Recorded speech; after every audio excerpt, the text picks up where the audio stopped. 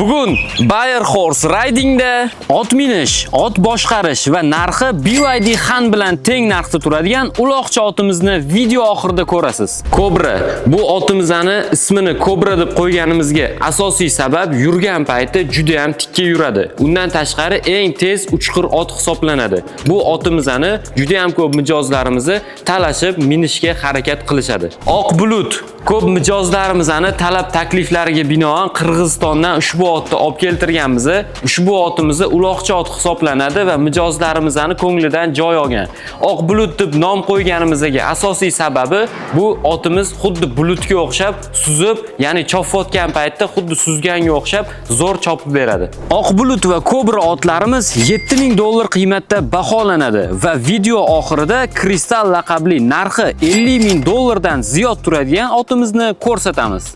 Ko'p otxonalarda zina qilib qo'yilgan, ya'ni otga chiqish uchun. Bu zina orqali bemalol sizlar otga xavfsiz chiqib olish yo'li bilan xuddi shunaqa chiqib olsanglar bo'ladi. Ot minganda ustidagi chavandoz bilish kerak bo'lgan eng glavni ikkita narsa. Birinchisi bu tormoz, ikkinchisi gaz. Qo'limiz bilan tortsak tormoz bo'ladi, oyog'imiz bilan tepsak gaz bo'ladi. Birinchi o'rinda gaz berib turib, tormozni bo'shatib, ya'ni qo'limizni ozgina oldiga cho'zgan holatda otni yurg'izib olamiz.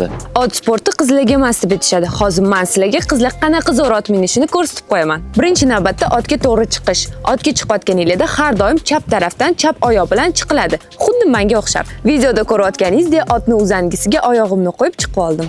Endi ot jilovini to'g'ri ushlash tartibini ko'rsatib o'taman. Bu holat noto'g'ri. To'g'ri holat esa arqon ushaganda qo'limiz pastda turishi kerak. Oyoqlarni esa uzangiga to'g'ri qo'yishimiz kerak. Oxirgacha tiqib olmasdan uzangiga oyoqni uchini qo'yamiz. Bu esa otni o'ngga va chapga boshqarishni eng sodda yo'llari. Endi esa sizlarga otni yurg'izib beraman. Sport otlarini birgina oyoq harakati bilan yurg'izishimiz mumkin. To'xtatish esa birgina qo'l harakati, ya'ni qo'lni qorin qismiga tortish bilan bajariladi. Otdan o'ngdan emas, orqadan emas, chap tarafdan tushish kerak. Kristal ushbu otimizning yoshi 6 da uloqcha ot hisoblanadi. Uloq ko'pkarilarda katta marralar qilgan Qirg'iziston mamlakatidan olib kelganmiz. Hozir sizlarga mohir chavandoz Shohmardon polvon uloq sirlarini ozgina sizlarga ko'rsatib o'tadilar.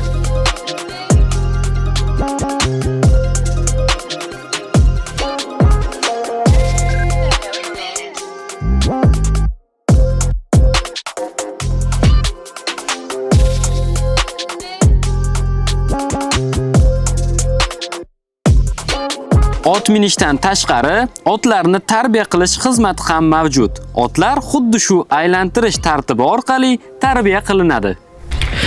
Hammanglarni Bayer Horse Riding'da kutib qolamiz.